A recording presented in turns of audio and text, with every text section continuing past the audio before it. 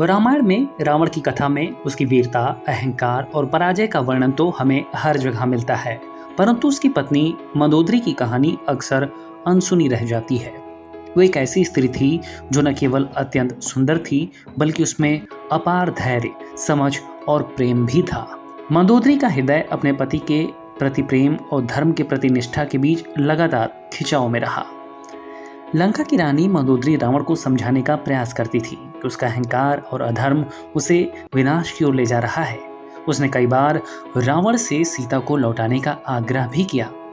उसने रावण को चेताया कि भगवान राम से टकराना केवल विनाश को आमंत्रित करना है, लेकिन रावण अपनी शक्ति और विजय की धुन में उसकी बातों को बार बार अनसुना कर देता था। लेकिन मंदोदरी ने भी हार नहीं मानी। एक रात जब लंका में चांदनी फैली हुई थी और समुद्र की लहरें उफान पर थी, मंदोदरी अकेले अपने महल की छत पर बैठी थी। उसके मन में एक विचार आया। उसने सोचा, यदि रावण नहीं समझेगा तो मुझे ही कोई मार्ग निकालना होगा जिससे लंका का विनाश रोका जा सके।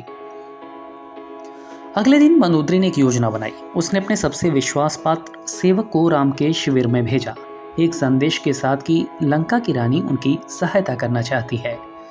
राम और लक्ष्मण इस अप्रत्याशित संदेश से हैरान थे, परंतु उन्होंने मंदोदरी की विवेकपूर्ण प्रकृति के बारे में सुना था। मंदोदरी ने संदेश में लिखा था, हे राम, मैं आपकी धर्म और सत्य की राह को समझती हूँ। मैं रावण को नहीं बदल सकती, परंतु मैं सुनिश्चित कर सकती हूँ कि आपकी विजय का मार्ग थोड़ा आसान हो। युद्ध में जो भी योजना हो, उसमें मेरा हृदय आपके साथ रहेगा। इस गुप्त सहारे से राम ने लंका पर विजय की योजना में कुछ परिवर्तन किया, जिनसे रावण के कुछ प्रमुख रक्षकों के मनोबल को तोड़ने में मदद मिली। मंदोदरी का योगदान प्रत्यक्ष नहीं था, परंतु उसके आशीर्वाद और मूक समर्थन ने युद्ध के परिणाम को प्रभावित किया। जब रावण की मृत्यु हुई, मंदोदरी ने आंसू भरी आंखों से अपने पति के पार्थिव शरीर को देखा। उसका हृदय दुख से भरा हुआ था, परंतु उसमें संतोष भी था कि उसने धर्म का साथ दिया, चाहे वो कितनी भी कठिन क्यों ना हो।